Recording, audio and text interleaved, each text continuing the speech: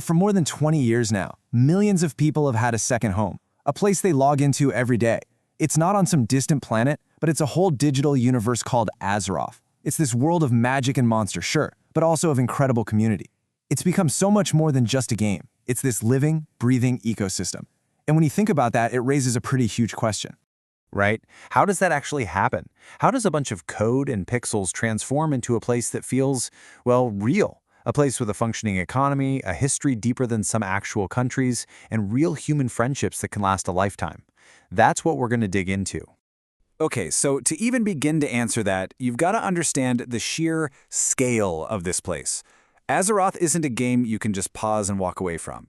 Oh no, it is a persistent world. The story keeps going, wars are fought, seasons change, whether you're there to see it or not.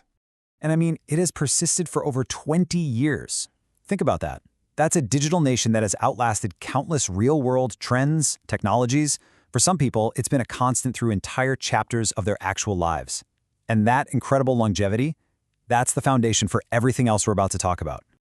So if we really want to understand this digital nation, we have to see it the way its citizens do. We need to walk their path.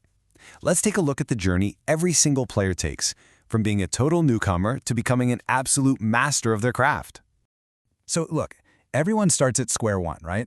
Level 1. You're just trying to figure things out. But pretty quickly, the perspective starts to shift. The real pros, the people who've truly mastered this world, they aren't just playing one hero. They're managing a whole roster of them, an alt army, each one specialized for a different task, from making money to conquering the hardest challenges. And wow, this slide right here just perfectly shows the difference between a tourist and a true citizen. On the left, that's what the game looks like when you first log in. It's fine, I guess. But on the right, that's a master's cockpit. It is a fully customized, optimized interface built with tools that track every single cooldown, every resource, every possible bit of information. This isn't just about making it look cool. It's about achieving peak performance. And inside this world, you have to pick a job. What's your role going to be? Are you going to be the tank, the big protector standing in front? Are you going to be the healer, keeping everyone alive? Or are you going to be DPS, the one dishing out all the damage? And the choices don't stop there. The depth is just staggering. You could play something relatively straightforward, or you could pick a class that's like playing a concert piano, demanding absolute perfection. But here's the thing, individual skill, that's just one tiny piece of a much, much bigger puzzle. Because for a digital nation to feel real, it needs an economy. And this isn't some simple system the developers put in. We're talking about a dynamic, player-driven market that is fueled by millions of individual choices every single day. So the engine that powers this whole thing is what you could call the cycle of wealth.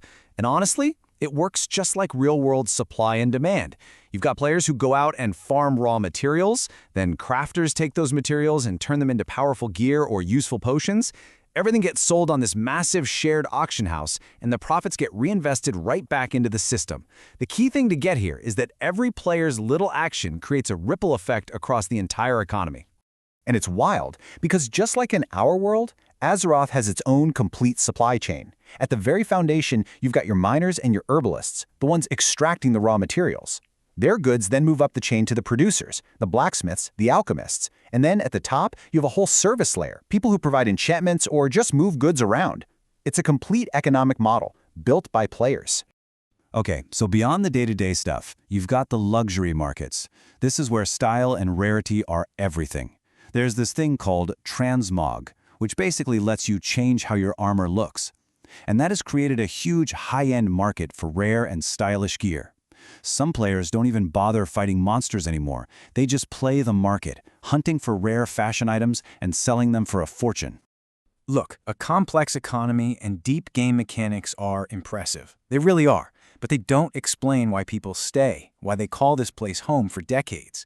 To get that, we need to zoom out. We need to look at the world's soul, its stories, its legends, and most importantly, the very real human communities that have formed there. At its core, Azeroth is this massive stage for these incredible, epic stories. It's a world filled with iconic heroes and truly memorable villains. You have characters that are the absolute embodiment of good, and then you have others who go through these heart-wrenching falls from grace. These grand stories give the whole world context. They give our own actions meaning.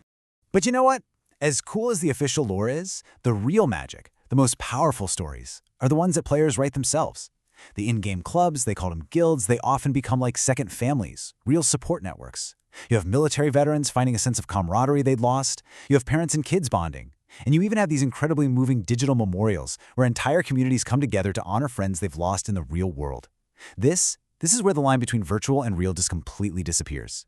And because of that deep human connection, the game can be a genuine sanctuary for a lot of people. It can be a place for social support, a way to deal with anxiety. But, and this is a really important but, it's a double-edged sword. There's another side to it, the shadow, the risk of addiction, of social isolation, of letting this virtual world become more important than the real one. It can be an amazing therapeutic space, but it's one that demands balance. So, okay, we've seen the mastery, the economy, the community. After 20 years of all this, what does it all add up to? What's the ultimate legacy of this digital nation? Let's pull the camera back as far as we can. It is not an exaggeration to say that World of Warcraft is basically the sun, and the entire galaxy of online multiplayer games kind of orbits around it. Its DNA, the way it handles loot, the way it tells stories, the way it builds communities, you can find traces of it in almost every single online game that came after. It literally wrote the language that an entire genre of games still speaks today. And get this story is nowhere near over, not by a long shot. They've already laid out the plans for something called the World Soul Saga, this massive, multi-year storyline that's going to dive into the very creation of this universe and answer questions players have been asking for decades. The journey is going to continue. Which in the end leaves us with the ultimate question. It's not just a question for the game's story, but it's a question for its millions and millions of inhabitants. After all this time, after all the systems and all the real connections, what really is the true nature of the soul of this world?